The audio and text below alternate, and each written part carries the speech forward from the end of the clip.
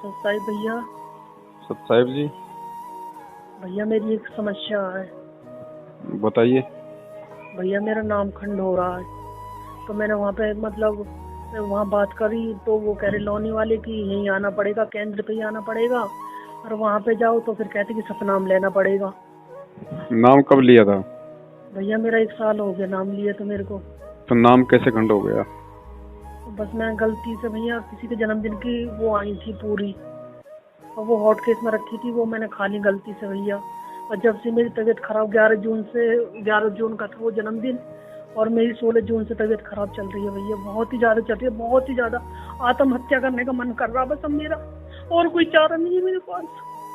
दवाई भी काम नहीं कर रही भैया, दवाई भी रेगुलर ले रही हूँ लेकिन दवाई भी नहीं कर रही काम। उससे पहले मेरी तबीयत बिल्कुल अच्छी हो गई थी जब गुरु जी का नाम लिया था मैं। तो आपको पता नहीं था क्या वो पूरिया किसी के जन्मदिन की है? अब भैया बस क्या बताऊं मैं, फिर मैंने मालूम था क्या आपको? हाँ मुझे मालूम था भैया, पर मैंने खा लिया। मुझे मालूम था भैया, मैं झूठ क्यों बोलूं कि मैंने नहीं खाई, मुझे पता नहीं था, मुझे पता था। तो परमात्मा से अपने घर पे समय याचना करो। भैया मैंने कर ली गुरु जी, कोई मेरी सुनवाई कुछ नहीं हो रही बिल्कुल भी। तो वहाँ जाके कैसे हो जाएगी? चारपाई में लगी पड़ी, अब मैंने मतलब करी, मतलब वहाँ पे तो ये कहते हैं कि सतनाम लेना पड़ेगा, प्रथम नाम तो तुम्हारा पूरा हो चुका 4 महीने के अंदर। नहीं, मैं ये कह रहा हूँ बहन जी, वहाँ कैसे हो जाएगा? मैं यही तो कह रही हूँ भैया। मतलब जो भगवान है केवल नामदान केंद्र पे बैठता है क्या? किसी भगत के घर पे उसके दिल में वहाँ नहीं रहता क्या? अब मेरी यही तो समझ में नहीं आ रहा भैया। ज्योति भी सुबह को जलती है, लेकिन जो मेरा अपना मन उज्ज्वल रहता था वो नहीं हो रहा बिल्कुल। अब मैं 4 पे हूँ बिल्कुल। अब वो तो आपने देखो मिस्टेक की है, आपने जो गलती की है वो तो परमात्मा कहते हैं भाई गलती करोगे तो ऑटोमेटिक परमात्मा का सिस्टम है ये, तो परमात्मा दूर हो जाएगा। टूट गया मेरा तो नाम नहीं टूटता बहन जी, नाम खंडित नहीं होता है, मर्यादा खंडित होती है। वो मर्यादा टूटी है आपकी। हाँ भैया वो हुआ बस। तो हृदय से परमात्मा से समय याचना मांगो उस चीज की। आप हृदय से चाहे अपने घर से मांग लो, चाहे नामदान से मांग लो, चाहे किसी पहाड़ पे बैठ के मांग लो। मालिक आत्मा का साथी है। अपनी अंतरात्मा से अपनी गलती को परमात्मा के आगे दंडवत करके उसकी समय याचना करो। और भैया और परमेश्वर जो मेरे भगत जी का वो गुरु जी का जल है, उसमें से मैं ले सकती हूँ भैया जल? नाम ले रखा तो कोई भी ले सकता हो। तो हाँ इन्होंने ले रखा नाम तो भैया, तो वो तो कोई भी ले सकता है। अच्छा तो भैया अब क्या करा जाए, मेरी समस्या बहुत जटिल हो रही है इस टाइम। देखो बहन जी, बीमारी एक चीज अलग है, शारीरिक परेशानियां अलग हैं, नाम दीक्षा वाला काम अलग है। ये हो सकता है आपको वैसे भी होना था, लेकिन आपके अंदर ये वहम बैठ गया कि मैंने तो ये गलती कर दी तब हो गया। भैया उस दिन से मैं ठस हो गई बिल्कुल। ऐसा कुछ नहीं है बहन जी, ऐसा कुछ नहीं है, वो आपको होना था। ऐसा ऐसा ऐसा नहीं है। ये मर्यादा तोड़ के बैठे गुरु जी के बेटा बेटी, इनका तो बाल विवाह का नहीं हो रहा। तो ये अपने भी तो कुछ कर्म होते हैं, अपने भी कुछ पिछले संस्कार होते हैं। अब इनके संस्कार पिछले मजबूत हैं, ये वर्तमान में चाहे कितने कुकर्म करो संगत में, इनका बाड़ी वाका नहीं हो रहा। और एक भगत ऐसा है बेचारा भक्ति कर रहा, भक्ति करते करते भी उसके ऊपर आपत्ति आ रही है, तो उसके पिछले संस्कार उसके कमजोर हैं। तो ये आपके ये पिछले संस्कारों की वजह से वर्तमान में जो गलती की है उसकी तो गुरुजी से समायाचना कर लो, और आगे से परमात्मा को विश्वास दिलाओ कि आगे से आप कोई गलती नहीं करोगी। तो परमात्मा जो है मतलब क्षमा करता है। भक्ति पे अपने लगे रहो। अगर वैसे कोई प्रॉब्लम है तो डॉक्टर से भी अपना कोई ट्रीटमेंट वगैरह ले लो। वो तो भैया मैं दवाई ले रही हूँ, लेकिन दवाई भी काम नहीं कर रही मेरी। देखो परमात्मा से ही आपको प्रार्थना करनी पड़ेगी उसके लिए। परमात्मा से ही आप जी विनती करती रहो, परमात्मा दया करेंगे तभी वो गोली दवाई काम करेगी। बाकी चाहे कहीं चले जाओ, इसका और कोई इलाज नहीं है बहन। भैया घर में इतना कलेश हो रहा है कि बस। सबके घर में बहन जी, किसके घर में नहीं है कलेश? किसके घर में नहीं है? क्या अपने गुरुजी के घर में नहीं है क्या कलेश? सबसे बड़ा कलेश तो अपने गुरुजी का घर है। सही बात है, वही फिर दूसरा ये गुरुजी की संगत, ये भी तो गुरुजी का परिवार है, तो इसमें भी तो ये कलेश ही हो रहा है। जो हो क्या रहा है, और संगत की 2 फांक हो गई है क्या, ये कलेश ही तो है। बिल्कुल है? तो इन चीजों को है ना, ये जो छोटी छोटी बातें हैं इनको इतना सीरियस मत लिया करो। मर्यादा टूटती है, गलतियां करेंगे, मर्यादा टूटेगी, तो परमात्मा का विधान है नाम अपना काम करना बंद कर देगा। लेकिन उसका हाँ मतलब भैया। ये नहीं कि गुरुजी आप पे नाराज हो गए, गुरुजी आप पे क्रोधित हो जाएंगे, आपका सब कुछ भस्म हो जाएगा, बर्बाद हो जाएगा। ये तो राक्षस प्रवृत्ति के लोग किया करते थे। परमात्मा करता है क्या ऐसा? भाई मालिक ने कह दिया कि राम किसी को मारे, नहीं मारे तो हत्यारा राम, अपने आप ही मर जाएंगे वो कर कर खोटे काम।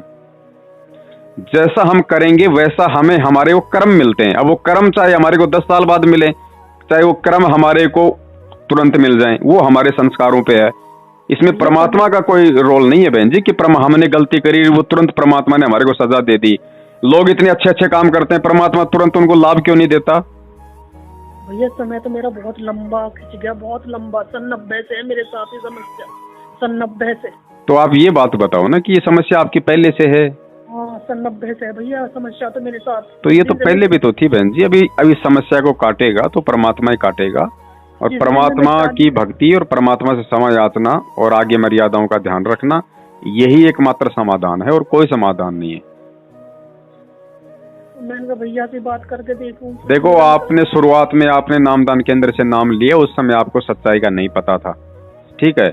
नामदान आपने ले लिया, आप सोच रही हो कि मुझे उस नाम से लाभ मिल रहा है, बिल्कुल नहीं मिल रहा। वो तो परमेश्वर ने आपको अपने कोटे से आशीर्वाद दिया था कि ताकि ये भक्ति पे लगी रहे, इसका विश्वास इसका बना रहे। नाम तो उस समय काम करेगा जब नाम देने का आदेश गुरुजी का होगा। भैया मैं भटकी बहुत हूँ, बहुत भटकी हूँ मैं, तांत्रिकों पे बहुत भटकी हूँ मैं सन 90 से, बहुत ज्यादा। कोई नहीं, वो भटक ली, वो तो सब भटके हैं अपने अपने स्तर पे, जिसको जैसी समस्या थी। अब आपको परमात्मा मिल गया, परमात्मा का मार्ग मिल गया। अब जो आपसे जो मर्यादा में जो त्रुटि हुई है, अब आपको आगे ध्यान रखना चाहिए कि आगे से मेरे से कोई गलती ना बन जाए भूल के भी। और उस जो गलती हो चुकी है उसके लिए गुरुजी से अपने घर पे समय याचना करो। क्षमा करेगा तो परमात्मा आपके घर पे भी कर देगा, नहीं तो चाहे कहीं चली जाओ नहीं करेगा बहन जी। बिल्कुल। और कोई चारा नहीं, ये भक्ति विश्वास की है, थोड़ा विश्वास तो रखो। हम इतना समझाते हैं, इतना वीडियो बनाते हैं, 3-3 घंटे लाइव आते हैं, हम लोग यही तो समझाते हैं। और आप लोगों को थोड़ी सी समस्या आती है, तुरंत फिर आपको नामदान के अंदर याद आ जाता है। फिर आप लोगों का विश्वास कहाँ बना फिर गुरुजी पे? जब नामदान के अंदर तो गुरुजी के दुश्मनों ने खोल रखे हैं। अब आप गुरुजी के दुश्मनों की गोद में जाके बैठोगे, सोचोगे मुझे गुरुजी लाभ देगा, जिंदगी में नहीं मिलेगा। बिल्कुल वही तो, फिर वहाँ पे यूं ही ज्योति रखो। तो फिर दृढ़ता कहाँ आई हमारे अंदर बताओ? फिर हमारे अंदर हिम्मत कहाँ आई?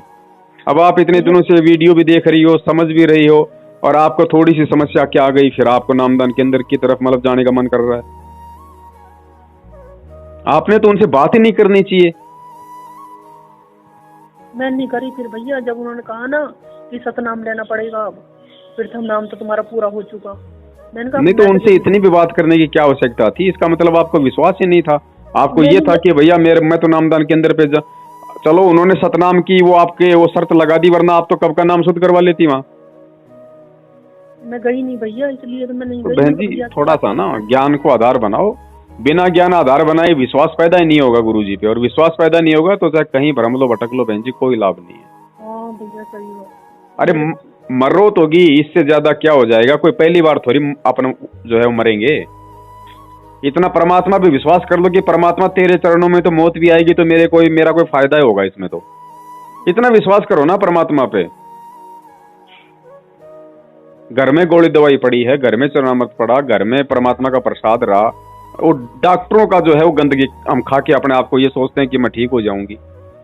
अरे भगवान आ गया, भगवान ने ओरिजिनल गोली दवाई दे दी, उससे बढ़ के ये डॉक्टरों की दवाइयां हैं क्या?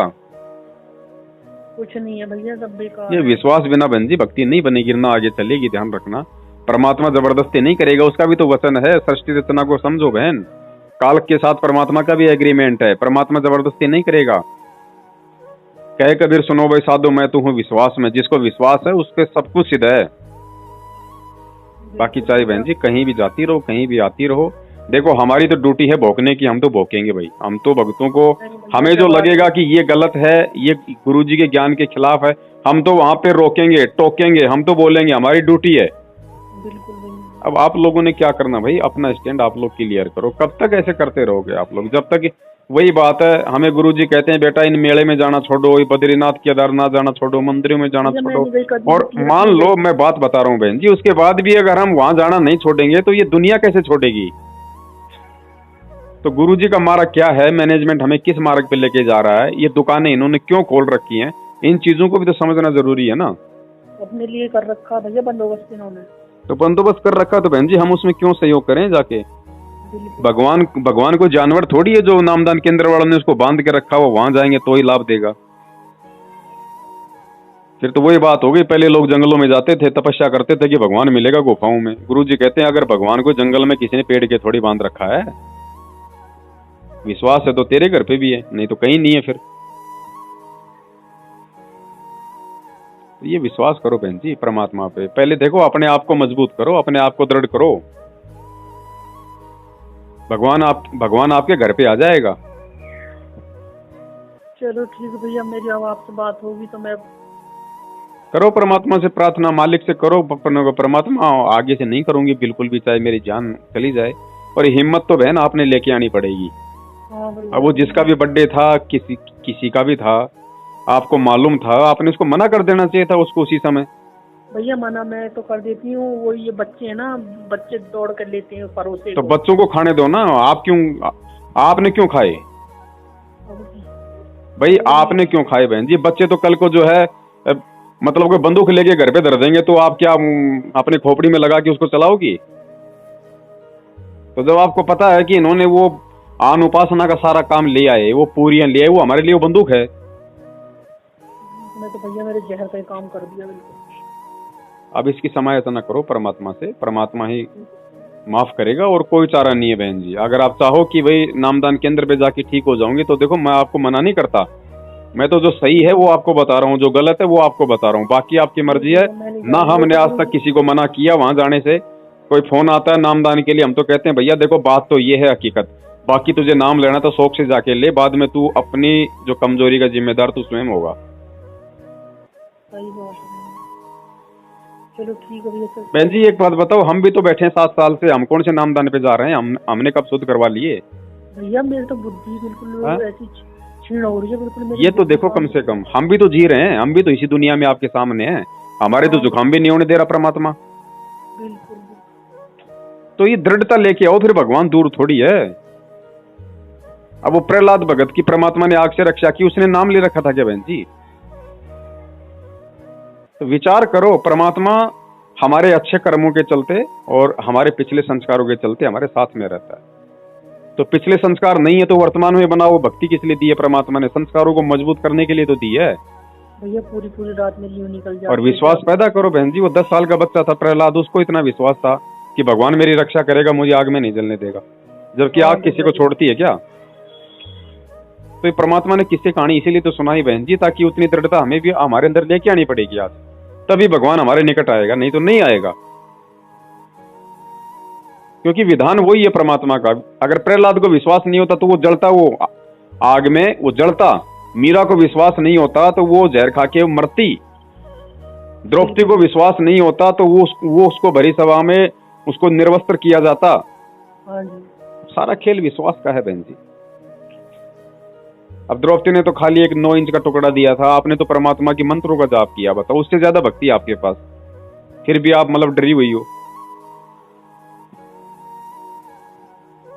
इस एक मंत्र की परमात्मा ने कितनी कीमत बताई,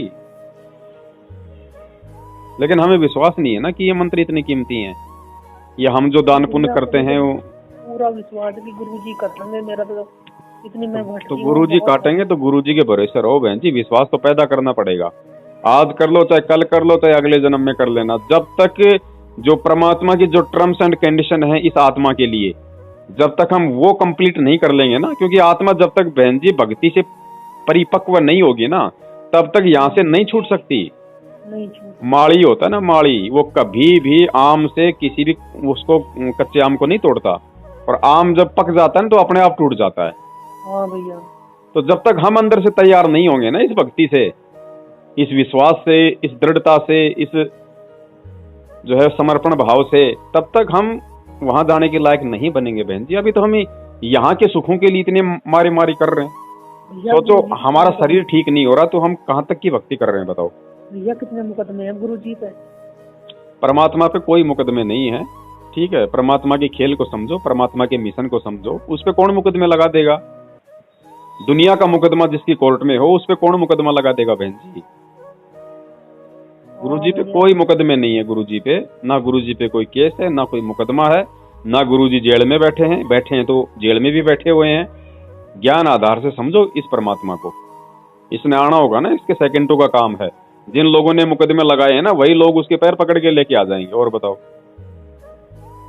ऐसी होना चाहिए भैया। हाँ तो ऐसा ही होगा, वरना भगवान को कौन भगवान मानेगा? ऐसे चुपचाप जाएंगे और चुपचाप आएंगे तो वही 2006 वाली बात है। फिर अब की बार आएगा तो डंका बजा के आएगा, दुनिया को मालूम पड़ेगा कि भगवान क्या चीज होती है। ऐसे नहीं आने वाला। ये मुकदमे रोकेंगे गुरुजी को? जब एक बात बताओ, जब 2-4 छोटे छोटे मुकदमे गुरुजी को जेल से बाहर नहीं आने दे रहे, तो काल भगवान गुरुजी को और हमारे को सतलोक कैसे जाने देगा? जब एक छोटा सा कोर्ट ही बाहर नहीं आने दे रहा गुरुजी को, तो सतलोक कैसे जाने देगा वो काल हमारे को? तो समझो बहन जी, परमात्मा है, ये क्यों बैठा हुआ है, इसके मिशन को समझो। सबसे बड़ा रोड़ा इस भक्ति मार्ग में उनका परिवार और ये मैनेजमेंट। जब तक संगत इनसे पीछा नहीं छुड़वा लेगी ना अपना, और ज्ञान आधार से नहीं चलेगी, तब तक परमात्मा नहीं आने वाले, ध्यान रखना। और जब तक परमात्मा आएंगे, अगर कोई समझ गया है तो उसका भला, नहीं समझा तो उसको यहाँ से जाना पड़ेगा, उसको शरीर छोड़ना पड़ेगा उसको। कितनी बाटा करी है गुरु जी के लिए। तो बहन जी, सुखों के लिए थोड़ी। अब बताओ, आप परमात्मा को अब तो देखो, मालिक भी तो ऐसी लीला कर रहे हैं। आए दिन अखबार में आती, आज संत रामपाल जी की कमर में दर्द है, आज उनके छाती में बलगम जम गया, आज उनको हॉस्पिटल लेके गए। परमात्मा को भी तो देखो आप, वो भी एक आम व्यक्ति की भूमिका करके दिखा रहे हैं कि भाई तुम ये खांसी जुकाम के लिए मेरे से बार बार प्रार्थना करते हो, और मैंने सत्संगों में समझा कि प्रार्थना केवल इस भक्ति के लिए करनी चाहिए कि भक्ति दान मोहि दीजियो देवन के देवा हो। और तुम मांग रहे हो मेरे से, मेरा जुकाम हो गया, मेरा खांसी हो गई, मेरे पेट में दर्द हो गया, मेरे बच्चा नहीं हो रहा। बच्चे पैदा करवाने के लिए भेजा था क्या भगवान ने यहाँ पे? भक्ति के लिए भेजा भैया। तो बहन जी, भक्ति मांगो ना, भक्ति में सारी चीज है। जब आप परमात्मा से भक्ति मांगोगे और परमात्मा आपको भक्ति का आशीर्वाद देगा, तो भक्ति वही आदमी करेगा ना जो हर तरीके से जो संपन्न है, जिसको ना कोई रोग हो ना कोई दिक्कत हो, वही तो आदमी भक्ति कर पाएगा। तो भक्ति करवाने के लिए परमात्मा आपको फिर आपकी सारी समस्या मिटेगा। फिर उसमें सारी चीजें आ गई ना। वही बात है, शंकर पार्वती ये घर में गए और उसमें 3-4 मेंबर थे, तो रात को उनकी सेवा की बढ़िया, तो उन्होंने खुश होकर कहा कि मांगो भाई, क्या मांगते हो? तो उसके जो है, जो घर में जो बहू थी, उसके मतलब बच्चा नहीं हो रहा था, तो वो बोली जी मैं जो है मतलब कि बच्चा मांग लेती हूँ। ठीक है। अब जो उसका जो वो पति था, उसने देखा रे बाल बच्चों के लिए दूध नहीं है, तो उसने कहा जी शंकर जी से मतलब भैंस मांग लो। एक उधर उसकी दादी थी, उसकी आंखें खराब थी, उसने सोचा कि नालायक को क्या करोगे दूध का, मैं बुढ़ापे में कोई पहलवान थोड़ी बनूंगी, मेरी आंखें मांगूंगी मैं, है कि नहीं? तो उनका एक पोता था, वो समझदार था, कोई और था कोई उनका। तो उसने कहा नालायक को बड़ा अच्छा मौका मिला है, भगवान आया हुआ है, वरदान दे रहा है, क्यों फालतू की मतलब तुम अपने अपने स्वार्थों में उलझ रहे हो, हैं? कोई ऐसी चीज मांगो कि मतलब सारे लाभ हो जाएं।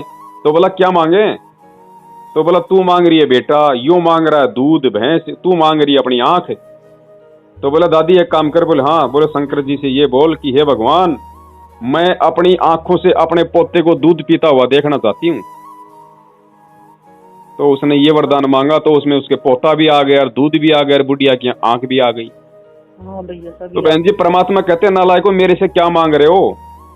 गुरुजी ने हमारे को ध्रुव की, उसकी ध्रुव प्रहलाद की वो कथा सुनाई है। उसने इतना तप किया, इतना सब कुछ उसने परमात्मा के लिए उसने वो किया, और लास्ट में जब परमात्मा गए, बोल भाई मांग क्या मांगता है, उत्तम था शायद। तो उसने कहा कि परमात्मा मेरे को रात चाहिए। बोले नालायक तूने ये क्या मांग लिया, ये तो मैं तेरे को मतलब रूंगे में दे देता फ्री में। नालायक कोई मोक्ष मांगता मेरे से तो चल। बोले तेरे को मोक्ष भी दूंगा और तेरे को राज भी दूंगा। फिर उसको पाताल का राज दिया। तो बहन जी, हम क्या मांग रहे हैं परमात्मा से? अभी तक परमात्मा ने 27 साल से हमें क्या सिखाया, क्या पढ़ाया, अभी हमें वही समझ में नहीं आ रहा।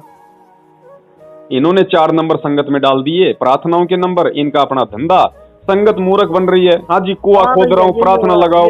हाँ जी, मेरा छोरा बीमार है, प्रार्थना लगाओ। हाँ जी, मेरी छोरी के बच्चे नहीं हो रहे, प्रार्थना लगाओ। अरे परमात्मा को तुमने तांत्रिक बना दिया क्या?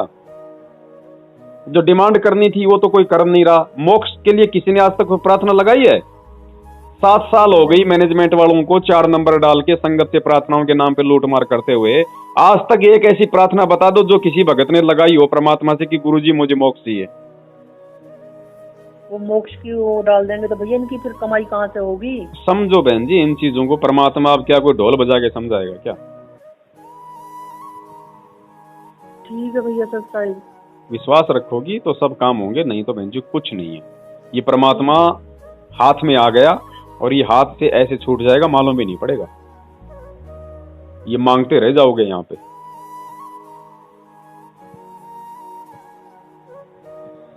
ठीक है बहन जी। ठीक भैया सच साहिब। सत साहिब।